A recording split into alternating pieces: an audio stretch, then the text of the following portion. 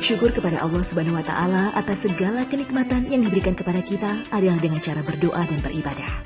Beribadah sendiri, selain ibadah wajib, ada beberapa ibadah yang ringan dikerjakan, tapi pahalanya berlimpah. Salah satunya adalah bekerja dengan hati ikhlas.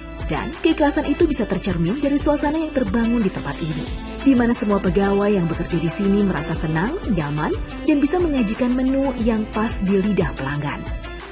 Di segmen ini aku tuh pengen spesial. Spesialnya kenapa? Karena aku pengen dibikinin sama salah satu minuman yang paling favorit di sini. Salah satunya apa tadi? Sakura Biscoff Latte.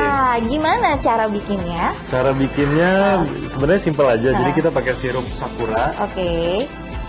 Sirup sakura itu adalah sirup dengan rasa bunga sakura atau gimana? Iya, dengan ada intisarinya dari bunga sakuranya gitu. Oke.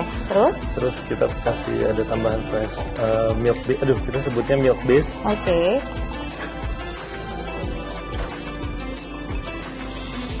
Dan yang paling penting adalah gini, sebenarnya penamaan itu juga nggak boleh sembarangan penamaan, karena halal itu ternyata bukan sekedar dari ini kandungannya halal, tapi juga penamaannya pun harus halal. Dan di sini alhamdulillah gitu semuanya, insya Allah penamaannya udah sesuai, jadi tidak ada hal-hal yang diharamkan di dalamnya. Itu juga penting loh kalau misalnya buat para pedagang, biar nanti kalau misalnya punya usaha dagang harus dipikirinnya nggak cuma satu hal aja, oh ini kandungannya halal kok, tapi penamaannya malah jadi salah. Jangan ya. Pokoknya gimana caranya wajib halal dari segala hal. Ini udah jadi? Udah. Wah, Masya Allah. Dalam Al-Quran, Allah menyebut makanan yang halal dengan thayyibat. Allah Subhanahu wa Ta'ala berfirman dalam surat Al-A'raf, beliau menghalalkan yang thayyibat untuk mereka dan beliau mengharamkan al-khaba'its. Quran surat Al-A'raf ayat 157.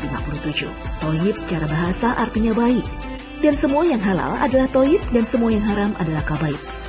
Artinya, Allah memberikan nama yang baik untuk yang halal, dan Allah memberikan nama yang buruk untuk sesuatu yang haram. Karena memberi nama yang baik untuk sesuatu yang baik dan memberi nama yang buruk untuk sesuatu yang buruk merupakan bagian dari mengikuti petunjuk Allah Subhanahu wa Ta'ala. Maka memberi nama yang buruk untuk sesuatu yang Allah halalkan seperti makanan bisa termasuk menghinakan rezeki yang Allah berikan. Makanan yang halal, minuman yang halal adalah rezeki dari Allah, maka selayaknya dimuliakan dan dihormati. Ini makanan udah ada dua-duanya di depan saya, tapi sebenarnya aku tuh nggak pengen makan sendiri, karena kan memang kalau di Islam sendiri kalau makan sendiri itu kayaknya nggak afdol. Bentar, aku inget banget temenku yang rumahnya di sini ada Nisa. Bentar, aku mau nelpon dulu. Halo? Assalamualaikum Nisa. Aku lagi ada di Grand Galaxy Bekasi. Iya. Kesini ya? Iya, di Cafe Koup. Kayaknya tuh kayak cuma 5 menitan gitu deh kalau dari rumah kamu.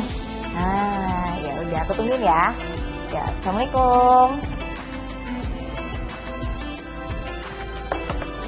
Tunggu ya, bentar ya. Tadi temen aku datang.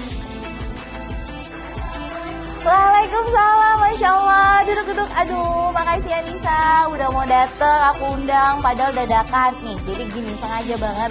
Aku tuh inget kamu karena rumah kamu deket sini. Langsung aku pesenin makanan. Jadi dua makanannya makanan favorit di sini, ada yellow rice ayam geprek bersama leci tea. Ini kesukaan kamu kan? Ya, cobain. Aku ditraktir. Makasih banyak ya. Amin. Kita cobain ya. Iya, Masya Allah. Tapi gini deh, ini sambil kamu cobain. Kan tadi Nisa tuh udah bilang, semoga rezeki aku makin melimpah. Itu salah satu mungkin bentuknya ngerasa, itu emang biasa aja. Padahal sebenarnya itu sunnah loh. Bagi seseorang yang diundang makan, entah makan di restoran, entah makan di rumah, dengan mendoakan orang yang mengundang. Nah, jadi kan jadi pelajaran nih buat kita.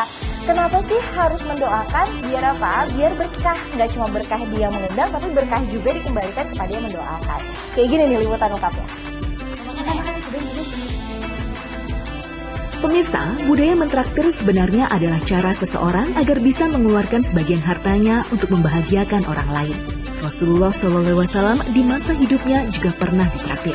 Sumber riwayatnya berasal dari Abdullah bin Busra radhiyallahu anhu. Rasulullah SAW suatu hari datang ke rumah ayahku.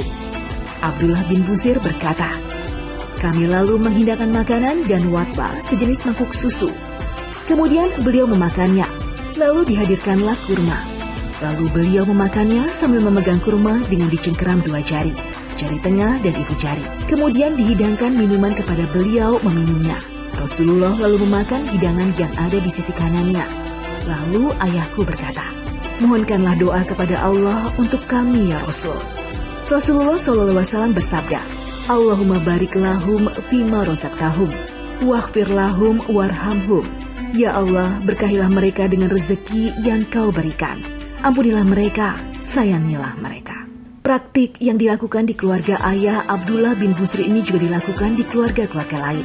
Seperti diriwayatkan oleh sahabat Anas bin Malik, Rasulullah SAW pernah diundang makan Sa'ad bin Ubadah, dan setelah selesai Rasulullah SAW berkata, "Orang-orang yang berpuasa berbuka di rumahmu.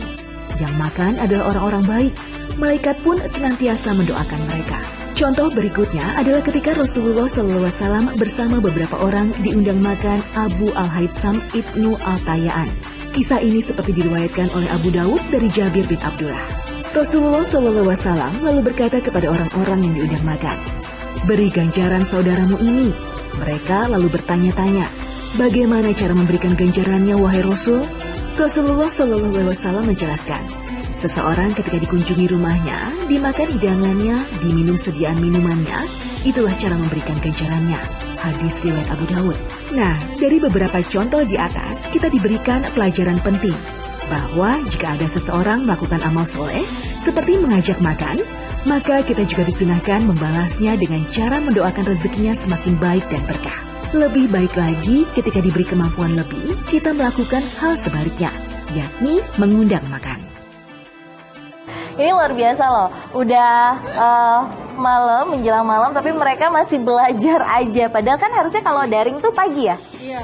Pagi ini kalian masih ngerjain tugas? Iya, Kak. Tapi gini, ini kenapa kalian akhirnya memilih untuk ngerjain tugasnya di kafe? Karena kebetulan sih jadi abis sekolah. Nah, Kalau di rumah boring kan, Kak. Jadi biar nggak boring aja. Ada hiburan kan kayak ngobrol-ngobrol sama teman, jadi nggak jenuh gitu. Oke, kenapa milihnya kafenya di sini? Ini pertama kali kalian kesini atau udah pernah sebelumnya? Pertama kali. Apa yang bikin kafe ini jadi pilihan tempat kalian? Pertama dekat. Dekat. Terus? Oke, ini kalian hari ini pesan apa nih? Oke, ini. Oke, ini. Gimana rasanya menurut kalian? Tes, sekarang kita nilai. Biasa aku soalnya kalau ada di satu tempat, biasanya aku mereview dengan menilai. Dari segi tempat, menurut kalian nilai berapa? 1 sampai 10? 9. Oke, kalau dari segi minuman, karena kalian nggak pesan makanan ya, 1 sampai 10 berapa? 8. Kalau dari segi tadi tempat, kenyamanan, terakhir kenyamanan. Wih, 10 dan 9, oke lah. Berarti kalau misalnya buat warga Bekasi, anak-anak muda, pekerja, pelajar, boleh lah cobain tempat di sini. Tapi ini nggak terasa juga nih, aku udah 30 menit. Saya Reni Rizky temenin di program Muslim Masa Kini. Pokoknya jangan lupa untuk terus menyaksikan program Muslim Masa Kini di waktu dan jam yang sama. Kalau kayak gitu, saya pamit undur diri. Wassalamualaikum warahmatullahi wabarakatuh. Saya bye-bye dong. Bye.